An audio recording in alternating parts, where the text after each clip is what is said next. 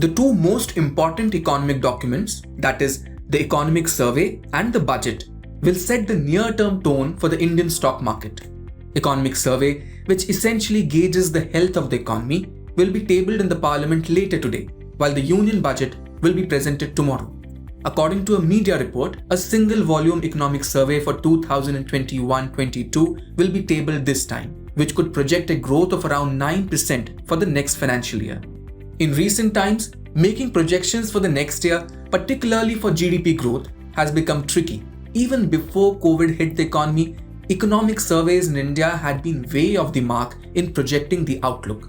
Consider this. Of the 8 surveys presented during the Modi regime so far, 3 predicted either a somewhat correct number or underestimated the actual growth. 1 was presented when the base year was changed in between. The remaining 4, all presented during the past 4 years, were way off the mark in predicting growth numbers. Now, given that the government's forecasts pertaining to the country's growth hold supreme importance for stock market investors, these projections significantly affect the market sentiment. We have with us Madan Sabnavis, Chief Economist at Bank of Baroda, to understand the key data points that the street will be tracking this time from these two documents. The first is the economic survey. I think this is going to be important from the point of view of what kind of projections are made for GDP growth in the coming year.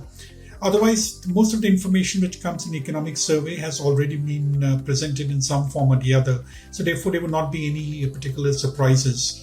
Now, going over to the budget, I think the budget will be important from the point of view of number one, to see what exactly is going to be the fiscal deficit situation as of 2021-22, as well as what is being planned for the next year.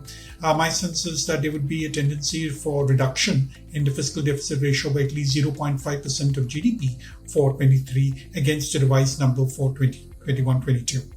Now, within the internals, I think the areas of interest as an economist would be about what would be happening to capex.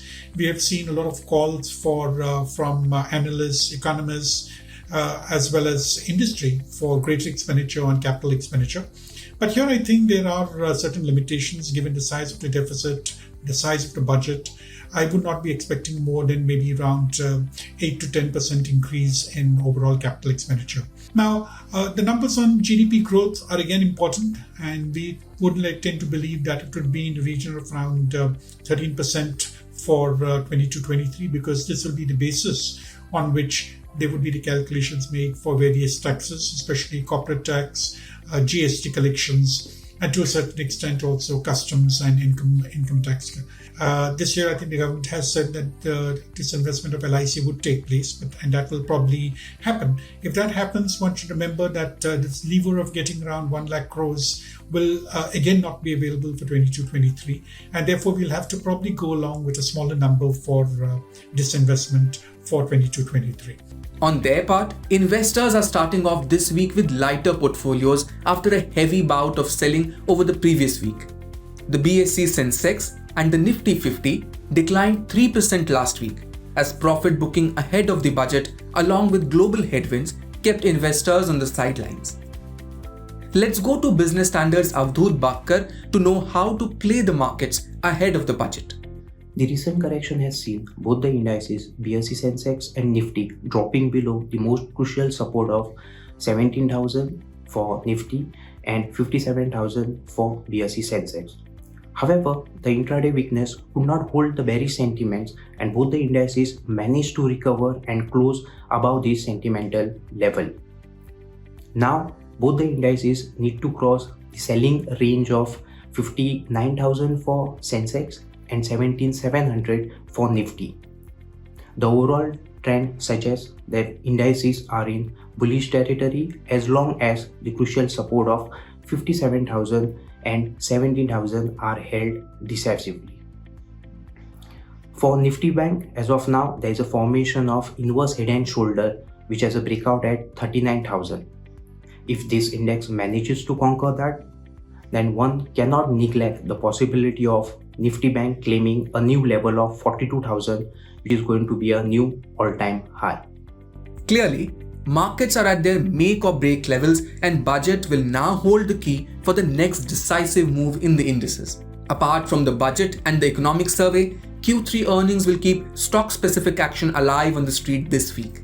DLF, Hindustan Petroleum, Indian Oil Corporation, Sun Pharma, Tata Motors, Adani Ports, TechM, HDFC, Titan, Paytm, Bank of Baroda, and State Bank of India are some of the prominent companies which will report their December quarter results this week.